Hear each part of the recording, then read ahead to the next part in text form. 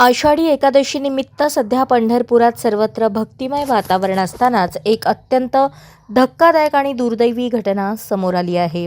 यात्रेच्या बंदोबस्तासाठी पंढरपूर येथे तैनात असलेल्या राज्य राखीव पोलीस दलाच्या एका जवानाने स्वतःवर गोळी झाडून आत्महत्या केली।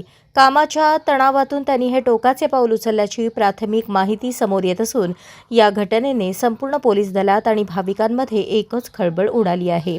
रामेश्वर ध्रुपद साबणे असे आत्महत्या केलेल्या जवानाचे नाव आहे। ते मूळचे परभणी जिल्ह्यातील गंगाखेड येथील रहिवासी असून छत्रपती संभाजीनगर येथे SRPFच्या तुकडीत कार्यरत होते। आषाढी यात्रेच्या सुरक्षेच्या पार्श्वभूमीवर मागील 3 ते 4 दिवसांपासून ते पंढरपुरात बंदोबस्ताच्या ड्युटीवर होते।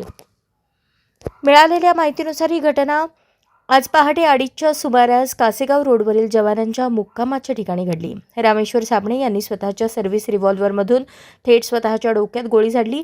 गोळीचा आवाज होताच सहकाऱ्यांनी तात्काळ त्या दिशेने धाव घेतली, मात्र गंभीर दुखापतीमुळे त्यांचा जागीच मृत्यू झाला होता। घटनेची माहिती मिळताच वरिष्ठ पोलीस अधिकाऱ्यांनी घटनास्थळी धाव घेऊन पाहणी केली। रामेश्वर यांनी कामाच्या तणावातूनच हे पाऊल उचलले असावे असा प्राथमिक अंदाज पोलिसांनी वर्तवला आहे।